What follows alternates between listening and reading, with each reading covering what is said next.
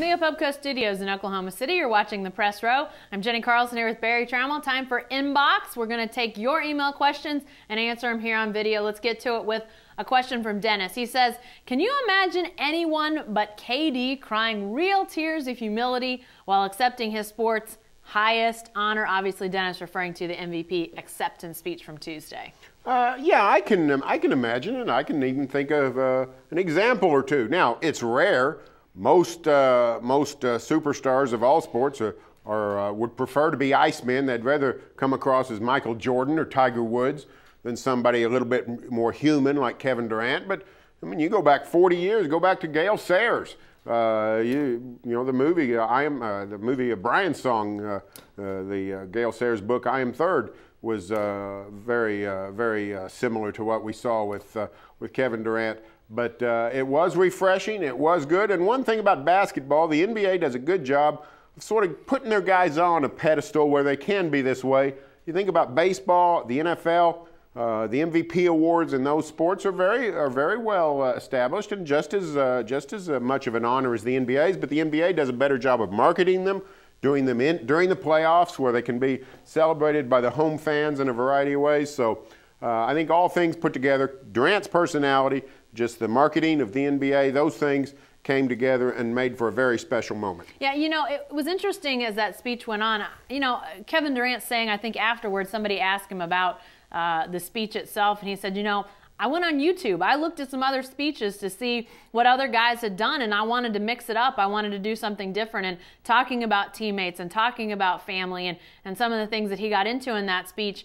And I don't think he went out there thinking, I'm going to have an emotional breakdown at different points in this. I think it just happened. I think as he was thinking about things and talking about things, it was just a genuine moment of emotion there for him, which makes it even cooler. I mean, that he was sort of willing to go with it and allow those emotions to be seen. But I don't think he's the only one, but I do think he's rare in today's society, somebody that is that accomplished, being willing to be that open in such a public forum. That was really refreshing to see. All right, back to the inbox from Paul. Paul says, NFL teams playing the Patriots know that one key to winning is to use up clock while on offense. Same thing with the Clippers. Slightly reduce their offensive possessions and you'll be just fine. What about that, Barry?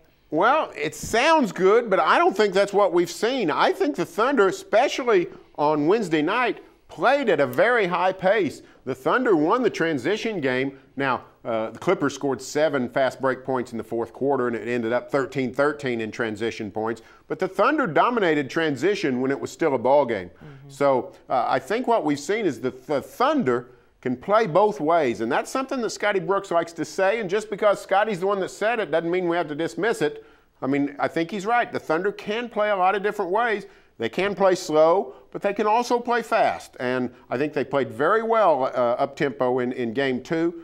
I think it's an interesting point, but if the Thunder does slow it down, I think the Clippers are a little put off. But sometimes the Thunder wants to play fast because when Russell Westbrook gets going, you see Tabo in transition, you see Durant in transition. Those guys are very good. You don't want to completely do away with that part of the game. Yeah, I don't think they will. I was sitting on press row down on the court last night for Game 2, and at one point Russell Westbrook was waiting to check in, and I think it was Reggie Jackson that was running the point at that point, and Russell was over at the side telling him, go, go, go. I mean, and it was a situation where it wasn't an obvious advantage fast break type of thing, but he was really encouraging him to push the tempo, to get up the court.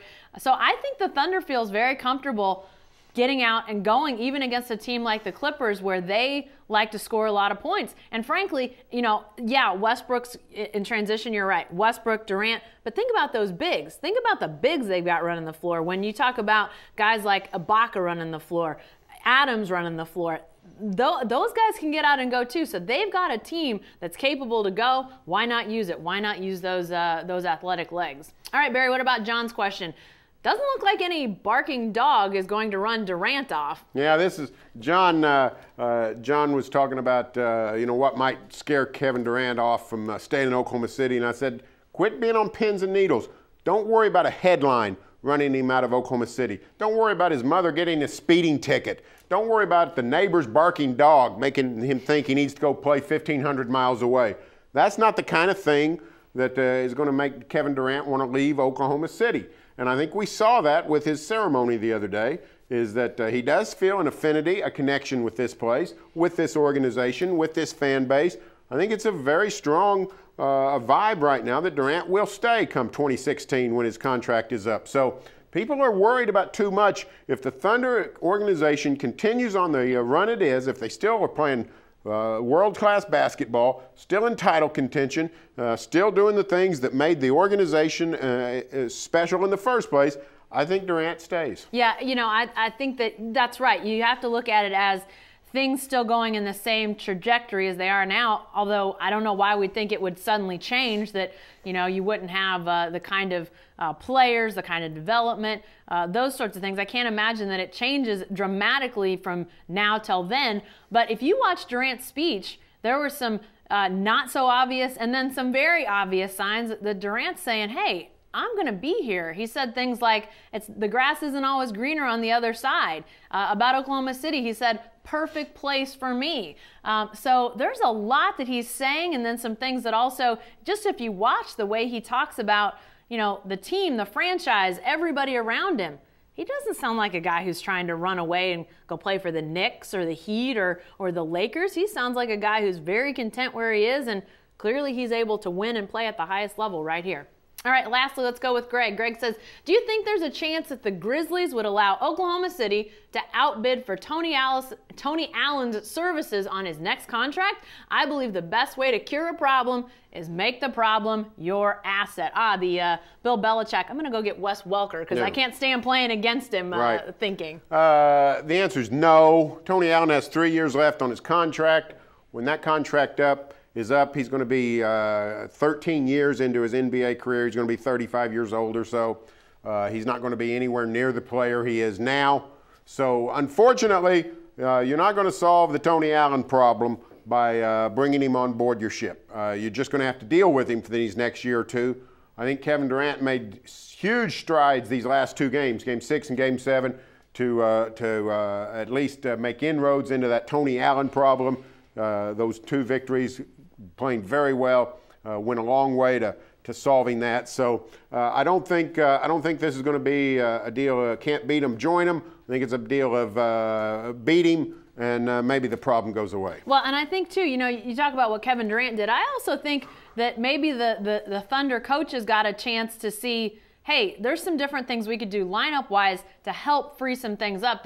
Scott Brooks making the lineup change, pulling Thabo Sefolosha in favor of Caron Butler. Butler didn't go crazy in that starting role, but he's enough of an outside scorer that the Grizzlies had to account for him, and it changed up the spacing, it changed up the help, and that just gave Durant and Westbrook, we're not talking Westbrook, but it gave both those guys just that much more room and time to operate, and I think that really helped. So, you know, they've got a little bit more of a blueprint, plus that psychology of, hey, we've handled this before, we can do it again. I think that's huge, but I don't think Tony Allen's coming back to play in the state of Oklahoma. Hey, be sure to stay with the best coverage team anywhere at newsok.com and every day in the Oklahoman.